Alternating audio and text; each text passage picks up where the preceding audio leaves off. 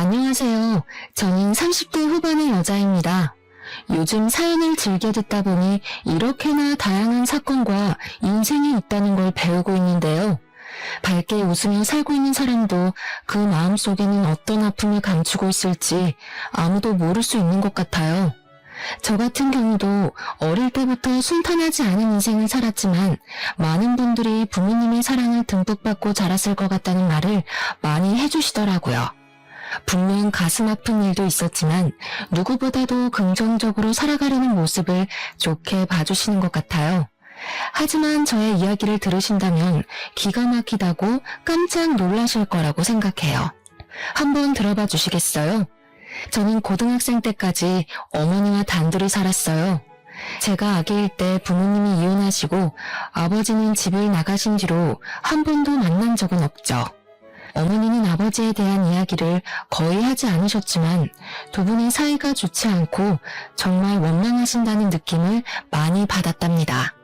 그리고 어머니는 제가 어릴 때부터 몸도 많이 아프시고 우울증도 있으셨기에 더더욱 아버지에 대해 물어보지 못했죠. 어머니는 저를 키우기 위해 주로 식당을 다니시며 일을 하셨어요. 제가 초등학생일 때는 어머니가 일하는 식당에 가서 매일 점심을 먹고는 했죠. 지금 생각해보면 여자 혼자 딸을 키우는 게 얼마나 힘드셨을지 상상조차 되지 않아요. 결국 어머니는 제가 고등학교를 다닐 때 큰 병을 얻으셔서 요양병원에 입원하게 되셨답니다. 우울증과 겹쳐서 일상생활을 하실 수 없었기에 이모가 저를 위해 어머니를 병원에 입원시켜주고 제가 대학을 졸업할 때까지 돌봐주셨어요. 그 덕에 무사히 제가 원하던 대학을 마치고 취직을 할 수 있었죠. 저는 취업이 잘 되는 직업을 찾아보다가 치위생사가 되려고 보건대학으로 진학을 했어요.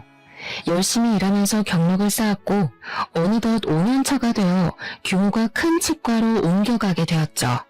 건물 전체가 치과여서 의사와 치위생사의 수도 아주 많았답니다. 그곳에서 매일 얼굴을 마주보며 일을 하다 보니 장난도 스스럼 없이 칠 정도로 친해진 의사 선생님도 있었죠. 언제부터인가 자꾸 밥을 사주겠다고 연락이 오길래 나에게 관심이 있나 싶었어요. 저는 생활비를 다 제가 해결해야 했기에 예비 신랑을 사귀는 건 생각도 하지 않았거든요. 요즘 자꾸 살이 빠지는 것 같은데 내가 오늘 고기 사줄까? 퇴근하고 뭐해? 왜 자꾸 밥을 먹자고 하세요? 장난 좀 그만 치세요. 남들이 보면 오해해요. 장난 아닌데? 당연히 관심 있어서 그러는 거지. 오늘 데이트하자. 그렇게 우리는 직원들 몰래 사귀는 사이가 되었답니다. 예비 신랑은 제가 생각했던 것보다 저를 잘 챙겨주고 다정한 사람이었어요. 사귄 지 1년 정도 되었을 때 예비 신랑이 프로포즈를 하는 게 아니겠어요? 사실 정말 기뻤지만 현실을 생각하지 않을 수 없었죠. 제 형편과는 차이가 많이 날 게 뻔했고 예비 신랑 부모님이 당연히 허락 안 할 거라는 걸 알 수 있었기에 전 프로포즈를 거절했어요.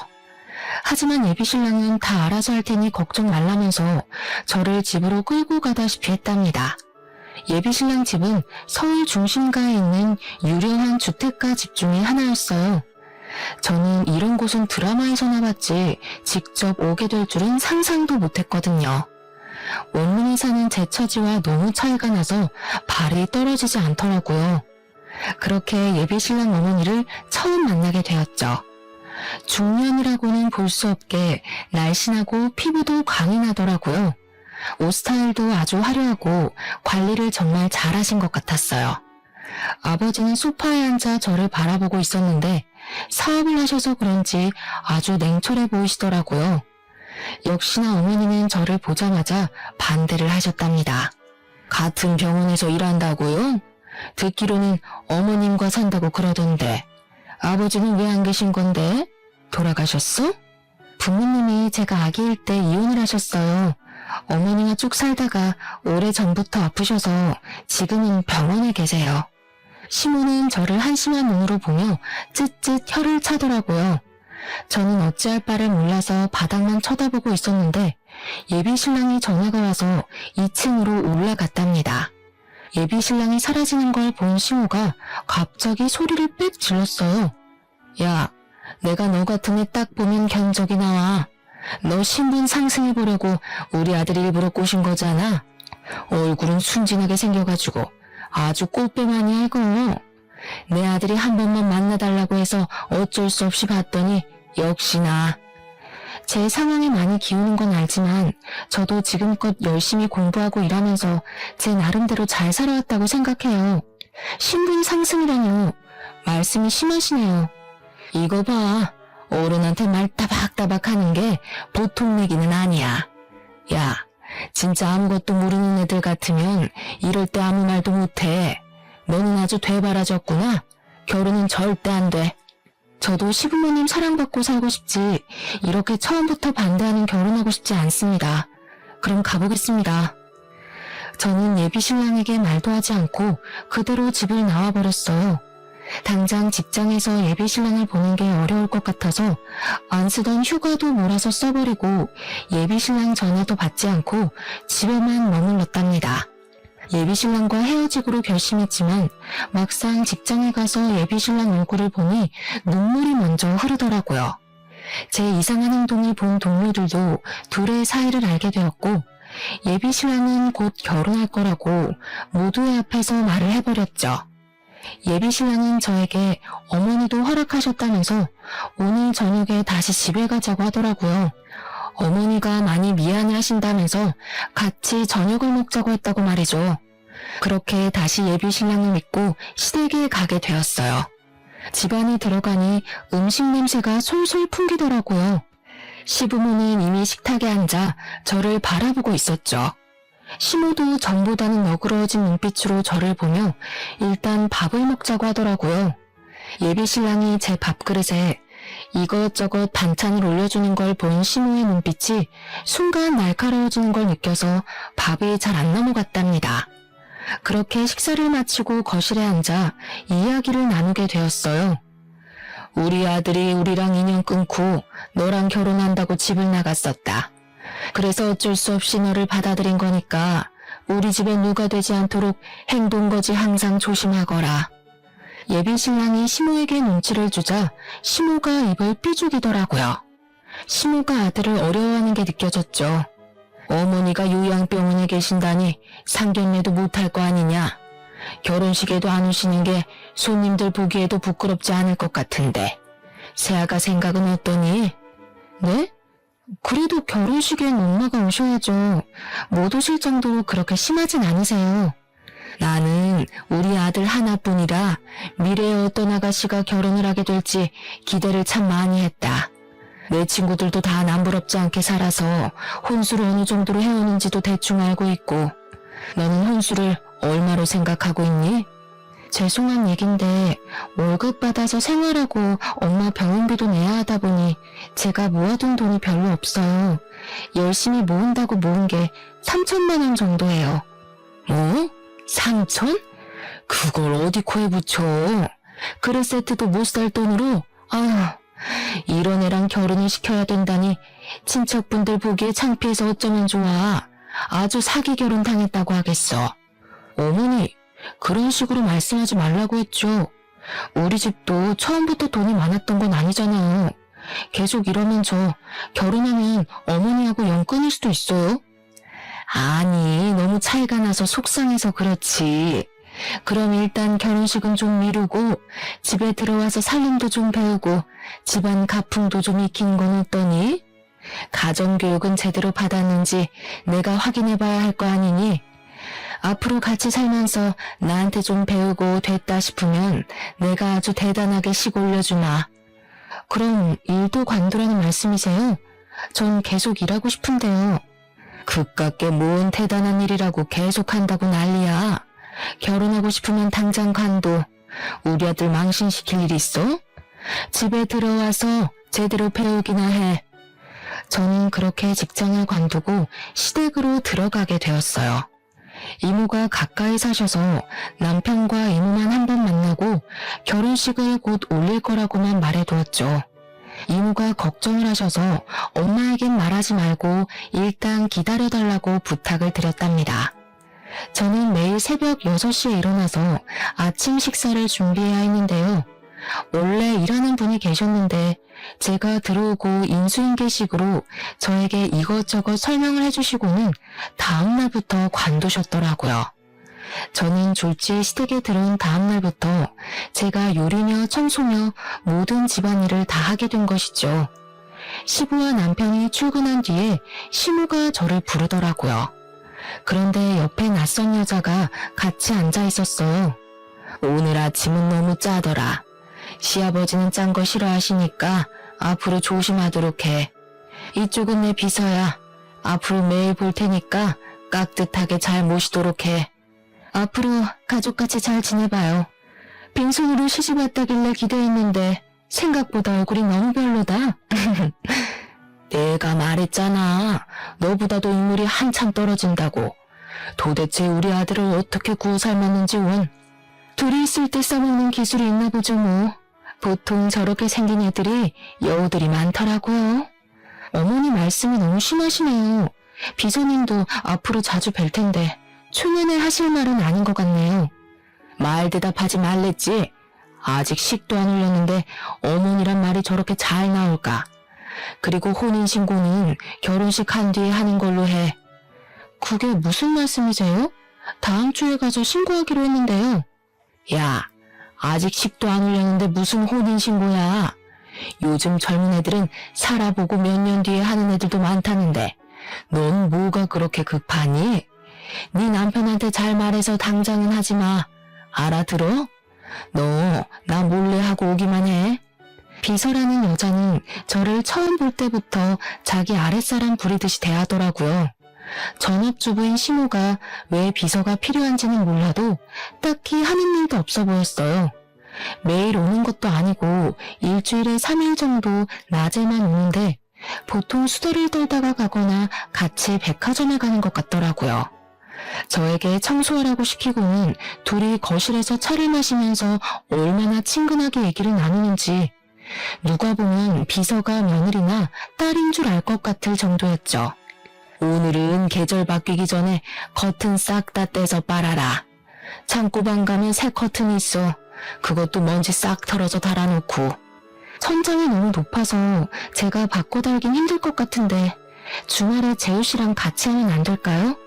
뭐? 니까짓게 우리 아들이랑 결혼했다고 같은 급인 것 같아? 감히 의사한테 그딴 일을 시켜? 내가 너랑 커튼 빨라고 우리 아들 의사 만든지 알아? 당장 다 떼. 창고에 사다리 있잖아. 키가 평균보다 작아서 사다리 올라가도 손이 닿을까 몰라? 남들 클 때 뭐 했어? 거기서 그렇게 가정부 보듯이 보고 있지 말고 그런 키 큰 비서분께서 좀 도와서 같이 해주면 되겠네요. 내가 왜요? 사모님이 나한테 시킨 일이 아니잖아요. 그쪽이 나한테 이래라 저래라 해도 되는 처지가 아니에요. 어쩜 그렇게 눈치가 없을까? 저는 둘 사이에서 치이다가 결국 혼자 커튼을 달기로 했는데요. 그 후 저는 정신을 잃었답니다. 사다리가 흔들려서 제가 떨어져 버렸거든요. 정신을 차려보니 거실 바닥에 대자로 뻗어 있더라고요. 시모와 비서가 저를 무슨 동물원의 원숭이 보듯이 내려다보고 있었어요. 저는 뒤통수를 대리석 바닥에 그대로 박았기 때문에 머리도 너무 아팠지만 그보다도 발목이 접질렸는지 조금만 움직여도 악소리가 나오더라고요. 무슨 애가 이렇게 조심성이 없어? 이걸 어떡하면 좋아? 우리 아들 보면 한 소리 할 텐데. 움직일 수 있겠어요? 일단 병원으로 데려가야 할 것 같은데요. 비서가 제 겨드랑이를 잡고 들어올리려고 하길래 저는 비서의 손을 탁 쳐버렸어요. 비서가 놀라서 저를 바라보더라고요. 나 아까 그쪽이 사다리 일부러 다리로 민 거 다 봤어요. 내가 못 봤을까봐 발뺌하는 거예요? 일부러라니? 그 옆으로 걸어가다가 실수로 걸린 거 가지고 생사람을 잡니? 내가 그쪽보다 나이가 어리다고 해도 왜 반말을 해요? 그쪽은 비서고 난 엄연히 이 집 며느리인데요. 나 건드리지 말아요. 어차피 남편 올 시간 다 됐으니까 이렇게 기다릴 거니까요.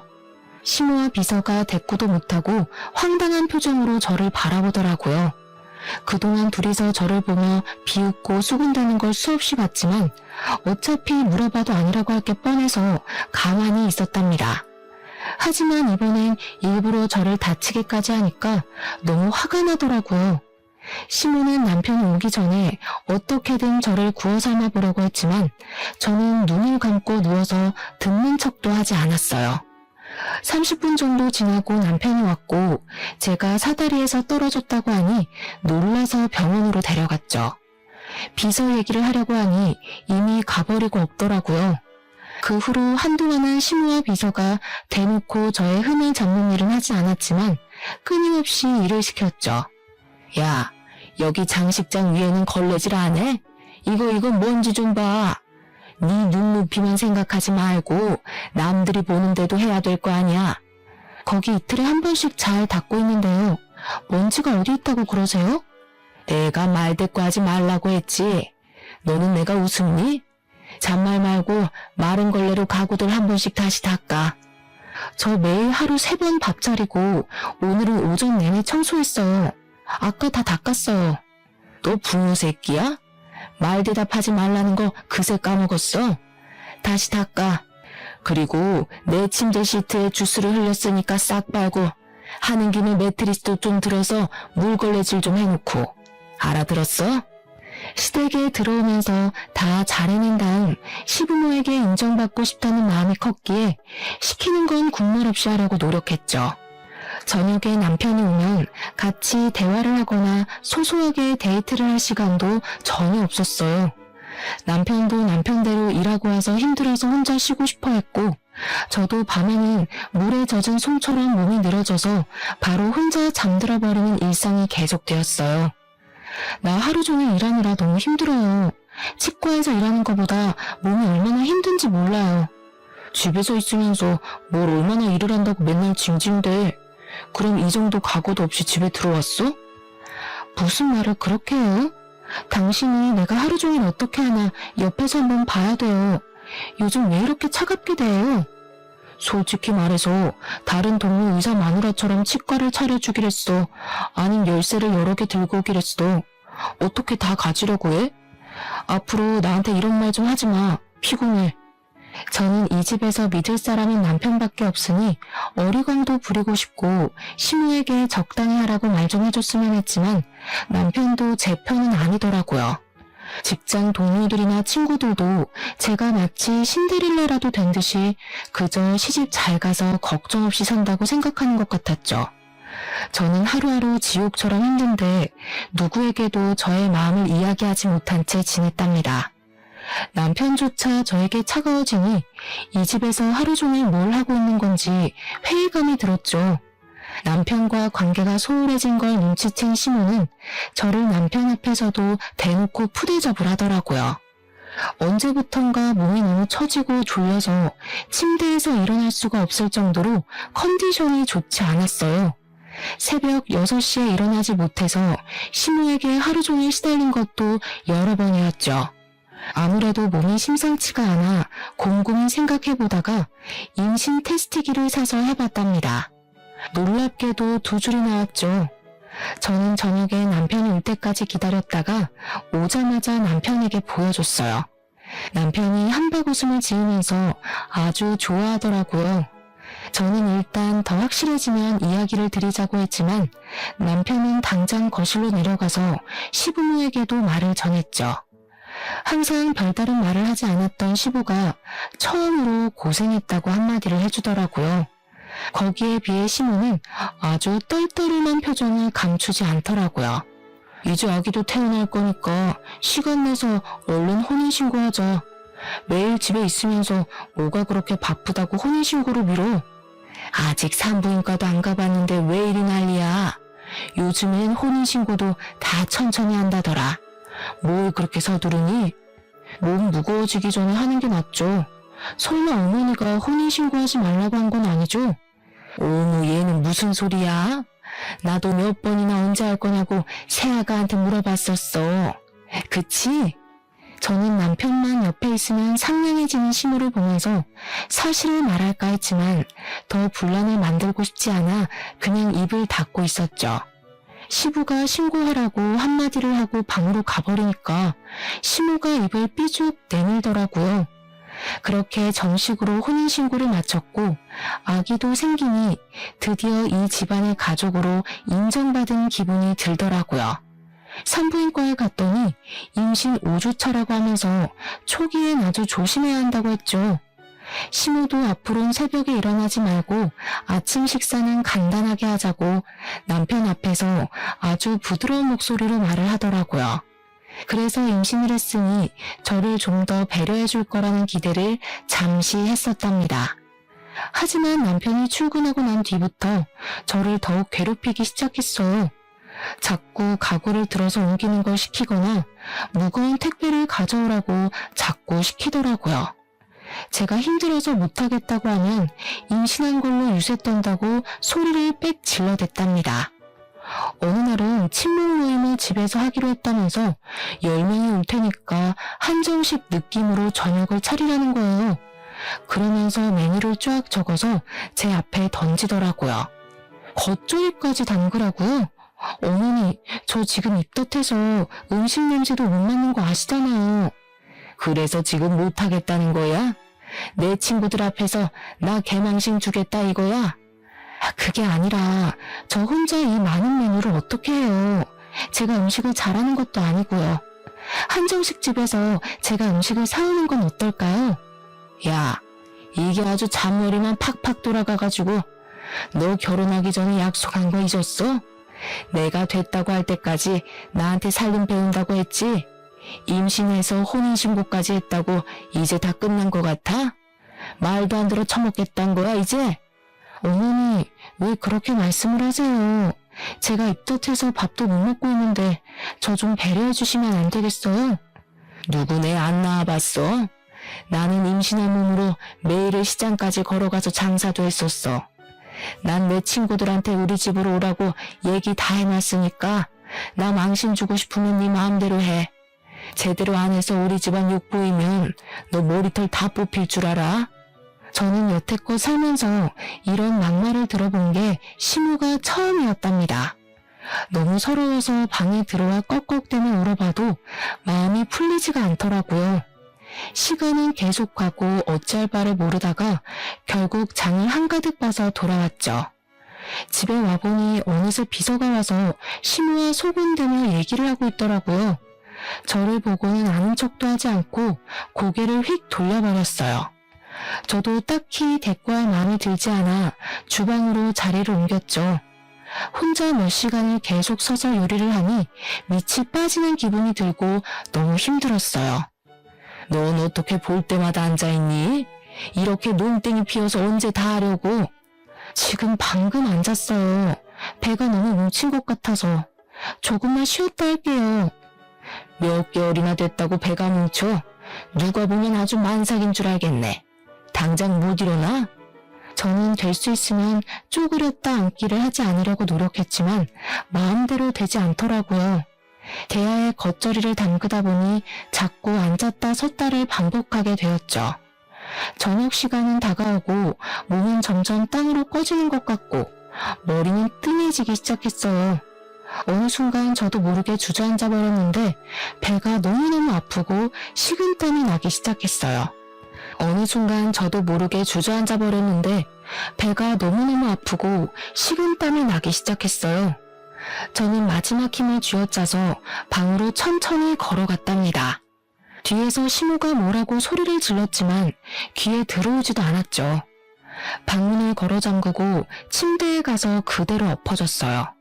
배의 통증이 좀 가라앉고 나자 상황 파악이 되더라고요. 저는 얼른 남편에게 전화해서 하혈을 하고 있다고 집으로 빨리 오라고 했죠. 얼마 지나지 않아 남편이 와서 저를 둘러엎고 병원으로 향했어요. 나가면서 시모를 스쳐갔는데 얼굴이 하얗게 돼서 저를 보고 있더라고요. 믿을 수 없게도 저는 소중한 생명을 떠나보내게 되었어요. 며칠 전까지만 해도 심장이 건강하게 뛴다는 걸 보고 왔었는데 말이죠.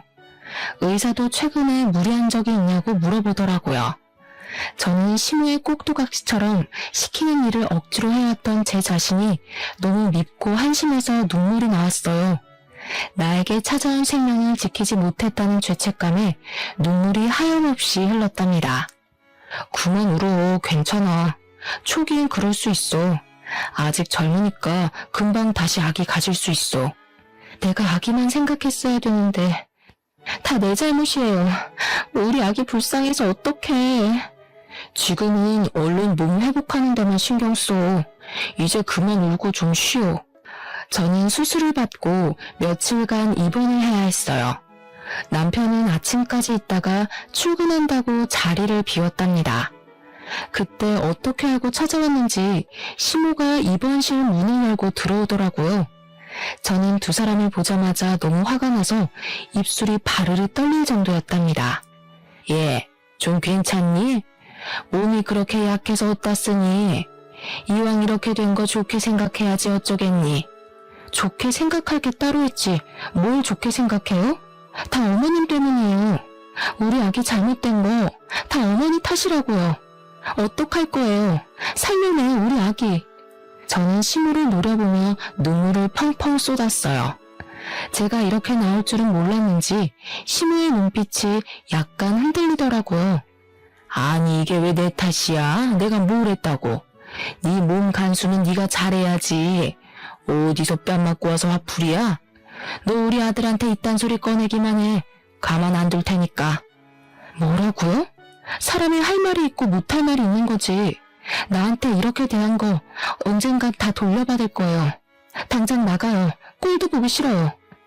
저는 시모를 향해 악을 썼어요. 제가 눈물 범벅이 된 얼굴로 계속 소리를 지르자 사람들이 무슨 일인가 하고 병실 안을 기웃대더라고요.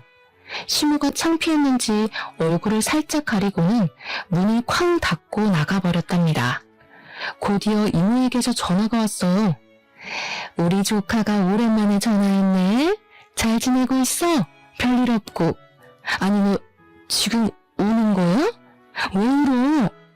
이모, 나 여기 병원이에요. 아기가 내가 잘못해서 아기가 내 잘못이 크지. 시모가 시키는 대로 다 하면 안 되는 거였는데 내가 너무 미련해서 그래. 뭐? 그 옆에 애가 얼마나 또 괴롭혔길래 아기가 잘못돼? 내가 이번엔 절대로 그냥 못 넘어가겠다. 너네 엄마한테 말을 해야 되겠어. 안 돼요.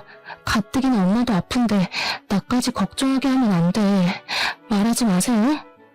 네 엄마도 알 건 알아야지. 네 엄마랑 같이 병원에 갈 테니까 기다리고 있어.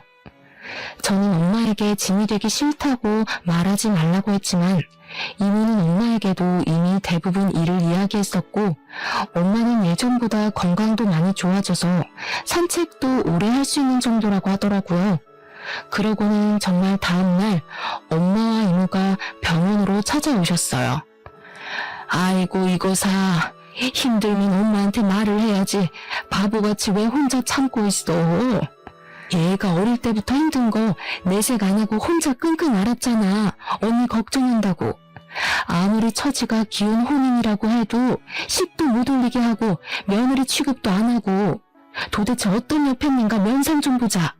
그래, 바보처럼 울고만 있지 말고 당장 연락해. 네 시모랑 내가 오늘 단판을 지을 거니까 당장 오라고 해. 남의 귀한 딸한테 도대체 무슨 짓을 한 거야 이 망할 여편네가. 그때 마침 마치 짠 것처럼 시모가 문을 확 열어젖히고 들어오더라고요. 비서도 뒤따라 들어왔는데 딱 보니 어제 일로 저에게 화풀이를 하려고 온 것 같았답니다. 시모가 저를 노려보며 침대로 다가오다가 친정어머니와 눈이 딱 마주쳤어요. 순간 정적이 일더니 두 사람이 가만히 서로를 바라봤죠. 아니 너는 이 여자가 네 시모란 말이야?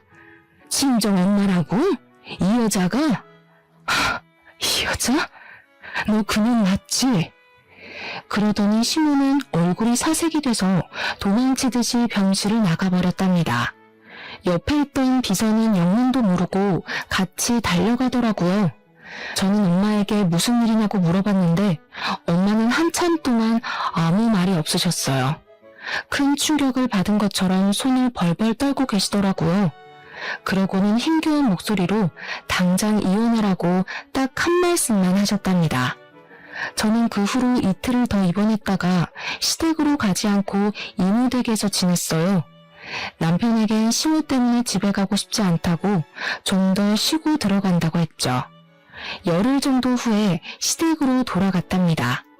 시모는 병원에서 그렇게 도망친 뒤에 어떤 연락도 하지 않았는데 제가 집에 들어가니 예전과는 사뭇 달라진 눈빛으로 저를 보더라고요. 그 여자, 아니 어머니는 다시 가셨어? 아직 여기 계신 건 아니지?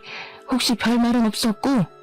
저는 대꾸도 하지 않고 방에 올라가서 남편과 시부가 올 때까지 기다렸답니다. 다 같이 저녁 식사를 하는 내내 시모가 제 눈치를 보더라고요. 저는 시모와 눈도 마주치지 않고 밥만 먹었죠. 식사가 다 끝나고 시부와 남편에게 할 말이 있다고 했죠. 거실에 다 같이 모여 앉았고 저는 침묵 속에서 사진 한 장을 꺼내 탁자에 올려놨어요. 그건 부모님이 아기였던 저를 안고 찍은 유일한 사진이었죠. 시부와 남편은 영문을 모른 채 사진을 바라보았고 시모가 사진을 확인하고는 부들부들 거리기 시작했어요. 그러더니 갑자기 제 머리채를 확 잡고 마구 흔드는 게 아니겠어요. 이게 뭐하는 짓이야? 이딴 걸 왜 꺼내놓는 거야? 무슨 꿍꿍이야? 남편이 시모를 말렸지만 시모는 제 머리칼을 꽉 움켜잡고 절대 놓지 않더라고요. 저는 있는 힘을 다해 시모의 팔을 꽉 물어버렸어요. 시모가 비명을 지르며 손에 힘이 빠졌고 제가 거칠게 시모를 바닥으로 밀쳐버렸답니다. 이렇게 나오는 걸 보니까 당신은 이게 무슨 사진인지 아는 모양이지? 저는 헝클어진 머리를 쓸어올리고 핸드폰으로 어디론가 전화를 걸었죠. 전화를 받은 이모와 엄마가 시댁으로 들어오셨답니다. 친정어머니를 본 시모의 얼굴이 순식간에 흑빛으로 변하더라고요. 이게 그새를 못 참고 감히 또 우리 딸을 건드려? 야! 엄마가 시모에게 달려가서 뺨을 세게 내리쳤어요. 이모가 바로 시모의 머리채를 잡고 거칠게 흔들기 시작했죠. 이모는 아무런 저항도 못하고 눈을 질끈 감고 있더라고요. 네 남편은 네가 유부남만 건드리는 꽃뱀이었다는 거 알고는 있냐? 뭐 눈엔 뭐만 보인다고. 네가 감히 우리 딸을 꽃뱀 취급했다 이거지? 이 여편네가 정신 나갔나? 무슨 말도 안 되는 소리를 하고 있어. 여보, 가만히 있으면 어떡해요? 이 사람들 다 쫓아내요. 네가 내 남편이랑 바람이 나서 기어이 이혼시킨 바람에 우리 딸이 아비가 없는 거지. 다 네 탓이면서 우리 딸을 구박해? 이 몹쓸 것들아. 네가 과거 싹 묻고 언제까지 잘 살 줄 알았어? 나 때문에 이혼했어? 네 남편은 애초에 정 떨어졌다더라. 나 아니었어도 어차피 갈라섰어. 아, 그러셔. 둘이 사랑의 도피까지 하셨으면 천년만년 살았어야지. 고작 6개월 살고 비렁뱅이로 만들어서 버렸어? 이 천벌 받을 년. 엄마와 이모가 시모의 멱살을 잡고 흔들자 시모도 질세라 엄마의 머리채를 잡고 싸우기 시작했어요. 저는 재빨리 시모를 엄마에게서 떼어내서 밀쳐버렸어요. 시모가 씩씩대며 저를 째려보는데 역시나 반성의 기미는 하나도 보이지 않았죠. 엄마는 병원에서 마주쳤던 그날 저에게 모든 사실을 다 이야기해 주었답니다. 네가 2살 되던 해에 네 아버지가 그 여자랑 바람이 났다. 그년한테 눈이 돌아서 둘이 산다고 아주 나를 헌신적 취급을 하더라. 너 때문이라도 이혼은 안 된다니까 그 여자 앞에서 나를 두드려 패기까지 하더라. 그게 정말이야? 그런 게 무슨 아버지라고. 나한테 미리 말해줬으면 좋았잖아. 어떻게 혼자 가슴에 묻고 살았어? 여기서 그 여자를 다시 볼 줄 누가 알았겠니? 네 아버지랑도 6개월인가 살고 사라졌다던 여자를 말이야. 얼마 살지도 못하고 거지꼴로 찾아와서 받아달라는데 소금 뿌리고 쫓아내버렸지. 꽁냥 그거 살 거면서 엄마랑 나를 버린 거야? 아주 대단한 사랑 납셨네. 근데 이 여자가 그 동네에서 유명한 꽃뱀이었다더라. 결국엔 돈 많은 남자 만나 아들은 의사 만들고 떵떵거리고 살았네. 그런 년이 감히 우리 딸을 집안 기운다고 시집살이를 시켜? 우리가 누구 때문에 이렇게 됐는데? 시부와 남편은 이 상황을 믿기지 않는 듯이 한참을 바라보기만 하더라고요. 그럼 지금 우리 어머니가 당신 집을 풍비박산낸 상간녀라는 거야? 말도 안 돼. 어떡해. 지금 세아가 말이 다 사실이야? 당신 입으로 말해봐. 나랑 결혼할 땐 연애 한 번 못한 쑥맥 행세는 다 해놓고 감히 나를 속여? 여보 한 번만 봐주세요. 내가 설명할게요. 그게 아니라 잠깐 한 번 실수로. 시부가 바닥에 내팽겨쳐진 시모를 끌어올리더니 세게 뺨을 내리쳤답니다. 시모가 충격을 받았는지 울음을 터뜨리더라고요. 저는 그 모습을 보고 있다가 시부에게 서류 봉투 하나를 내밀었어요. 시부가 이해가 안 되는지 안에 든 종이를 한참 동안 들여다보고 있더라고요. 거기에 쓰인 이름이 이해가 안 가시는 것 같은데 어머님 비서 이름이에요. 그러니까 그 비서랑 어머님이 친자 확률 99.99%란 얘기죠. 제 설명을 들은 시모가 두 손으로 귀를 막으며 악 소리를 지르더라고요. 예전부터 제가 비서와 시모를 보고 있다 보면 서로 너무 친밀한 것 같은 기분이 들었어요. 말로는 설명할 수 없었지만 진짜 사이 좋은 모녀 같은 느낌이 들고 얼굴도 닮은 것 같다는 생각이 들었답니다. 심증만 가는 상황이었는데 어느 날 외출했다가 집에 들어오다가 둘이 대화하는 걸 우연히 듣게 되었어요. 엄마, 진짜 혼인신고하고 애까지 낳으면 어떻게 되는 거야? 절대 안 되지. 혼인신고해봤자 이혼시키면 되는 건데 애는 왜 들어서가지고. 저를 못마땅해 하는 건 알았지만 아기까지 미워한다니 너무 속상했었죠. 엄마라고 부른 게 확실히 이상해서 바로 유전자 검사를 몰래 해본 것이었어요. 저는 비서를 먼저 만나 유전자 검사지를 보여주고 사실을 다 말하라고 요구했어요. 그래요. 우리 엄마 맞아요. 우리 아버지가 누군지는 나도 몰라요. 어릴 때부터 그냥 외할머니랑 살았고 엄마가 당신 시아버지 몰래 계속 돈을 대주면서 살았어요. 따지고 보면 나도 피해자라고. 그래도 우리 엄마 그렇게 나쁜 사람 아니라고. 원래는 시부의 비서로 회사에 입사시키려고 했는데 워낙 머리가 안 좋아서 면접에서 자꾸 떨어지는 바람에 물거품이 되었다네요. 그래서 시무의 비서로 채용해서 월급이라는 명목으로 매달 넉넉하게 용돈을 줘가며 숨겨서 키우고 있던 것이었죠. 나는 숨기는 거 없이 다 말해줬으니까 제발 그쪽 시아버지한테는 말하지 말아줘요. 그러면 엄마도 나도 끝장이에요. 그쪽은 아직 잘 모르겠지만 얼마나 무서운 사람인데요. 화나면 진짜 인정사정 없다고요. 그러기엔 그쪽이나 당신 엄마나 나한테 너무 인정사정 없이 굴었네요. 이제 내 차례니까 기대 많이 하고 있어요. 모든 사실을 알게 된 시부는 매달리는 시모를 현관문으로 내동댕이 쳐버렸어요. 시모는 얼굴이 사색이 돼서 무릎을 꿇고 싹싹 빌더라고요. 몇십 년 동안 순진한 척하면서 나를 속였단 말이지. 내가 당신 얼굴만 보면 아주 치가 떨려. 긴 말 필요 없어. 당장 눈앞에서 사라져. 여보, 제발 한 번만 봐주세요. 막말로 애 버리는 여자보단 나처럼 끝까지 책임지는 여자가 나은 거 아니에요? 이게 아직도 입을 놀려? 자기 딸을 데려다가 감히 내 옆에서 둘이 비서라느니 연기를 했다 이거지? 당장 이혼이야. 당장 꺼져. 남편은 큰 충격을 받은 채 계속 고개를 떨구고 주저앉아 있었죠. 저는 시모가 문 밖에서 통곡하는 소리를 들으며 엄마와 이모를 모시고 시댁을 나왔답니다. 시간이 흘렀지만 남편에게는 아무런 연락이 없었어요. 저도 남편이 마음을 추스를 시간을 주기 위해서 그저 묵묵히 기다릴 뿐이었죠. 몇 개월이 지나고 남편에게서 만나자는 연락이 왔답니다. 약속 장소로 나가보니 남편은 한눈에 보기에도 살이 빠져있고 얼굴도 까칠하더라고요. 빨리 연락하지 못해서 미안해. 병원도 휴직하고 다 꼴 보기 싫어서 혼자 살 집도 구하느라 나름 바빴어. 괜찮아요. 시간이 필요한 일이니까요. 남편과는 예전처럼 사이가 좋은 건 아니었어도 서로 싫어해서 헤어져야 하는 건 아니기에 가슴이 너무 아프더라고요. 하지만 엄마와 제 인생을 망가뜨린 여자의 아들이었기에 더 이상 함께할 수는 없다는 건 저도 남편도 너무나 잘 알고 있었어요. 저는 이혼 서류를 내밀었고 남편은 순순히 도장을 찍더라고요. 한동안 아무 말이 없다가 남편이 입을 열었죠. 어떤 말을 해도 어머니와 내가 용서받을 수는 없다는 걸 잘 알아. 내가 대신 사과해도 소용없겠지만 이거라도 꼭 받아줬으면 해.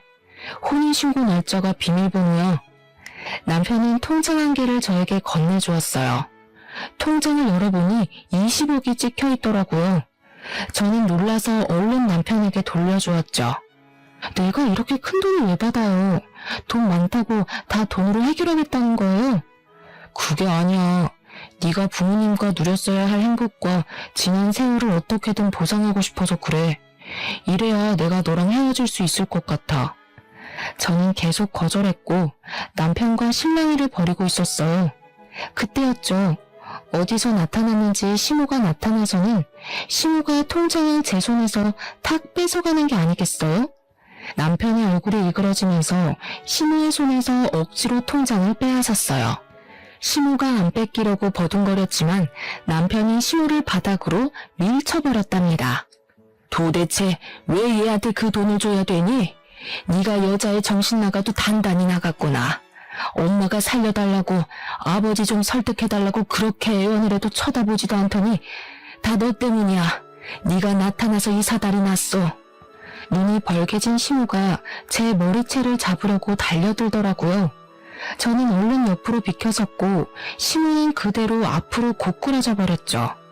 아직도 자기가 무슨 짓을 저질렀는지 파악도 못하고 또 다 내 탓으로 돌리려는 걸 보니 사람 되긴 글렀네요. 당신 같은 인간한테서 태어난 사람만 불쌍할 뿐이네요. 당신이 내 인생을 망친 거지.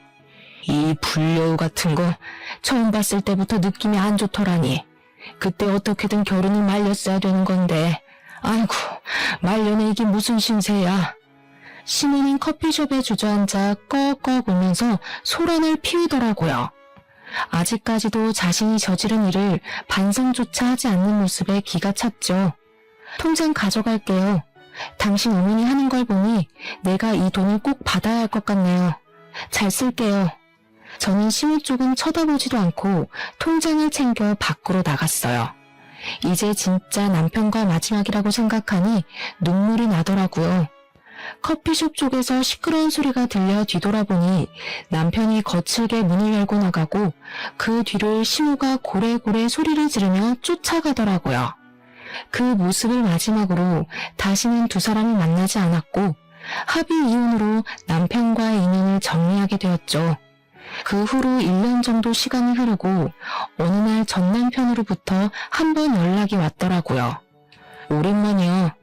알릴까 말까 고민했는데 어머니 일주일 전에 돌아가셨어. 부담 가질까봐 장례 다 치르고 전화했어. 세상에, 갑자기 어떻게 된 거예요? 매일 아버지 집 앞에 서 있다가 차에 치여서 사고가 크게 났었어. 하필 비가 많이 온 날이라 발견을 늦게 하기도 했고. 시모는 시부의 문 밖에 완전히 나버려서 거의 알몸으로 쫓겨나다시피 했기에 가진 돈이 전혀 없었다고 해요. 시부가 변호사를 바로 선임해서 소송 이혼을 진행해 순식간에 이혼을 당했고요. 부잣집에 살던 미련을 못 버리고 매일 밤 시댁 앞에 가서 시부를 부르고 집 앞을 서성댔다고 하네요. 사고가 난 뒤에 오랫동안 병원에 입원해 있었는데 숨겨두었던 딸만이 시호를 찾아가서 간병을 하다가 결국 돌아가셨다네요. 아무리 치가 떨릴 정도로 미운 사람이었다고 해도 시모의 비참한 말로에 마음이 썩 좋지는 않았죠. 친정엄마에게도 말씀을 드렸더니 한동안 말이 없으시더라고요. 과거의 묵은 아픔을 많이 걷어내서인지 다행히도 엄마의 건강은 많이 좋아지셨어요. 저는 아예 다른 도시로 이사를 가서 새로운 치과에서 일을 시작했죠. 다시 예전에 활기찼던 제 모습으로 서서히 돌아갔답니다. 저는 남편이 준 돈의 일부로 작은 아파트를 사서 엄마와 함께 살기 시작했죠. 이젠 엄마도 우울한 마음에서 많이 벗어나셔서 저녁에 제가 퇴근하고 돌아가면 함께 웃으며 밥을 먹는 일상을 지내고 있어요. 세상을 살면서 다양한 사람을 만나지만 어떻게 보면 다른 이들에게 아픔을 주고 피해준 사람들이 더 잘 사는 것 같이 보이는 경우가 참 많았어요. 인생이 참 불공평하다는 생각도 들고 저렇게 마음이 모질어야 편하게 살 수 있는 건가 하는 생각도 들기도 했죠. 하지만 시모의 인생을 보니 자신이 저지른 일은 다 돌아온다는 사실은 틀림없는 것 같아요. 저도 이제 아픔은 툭툭 털어내고 다른 사람들에게 베풀어가면서 살아가려고 해요. 사연을 듣는 분들 중에서도 힘든 일이 있는 분이 계시다면 우리 같이 다시 시작하는 마음으로 힘내보았으면 좋겠네요. 저의 이야기를 들어주셔서 감사합니다.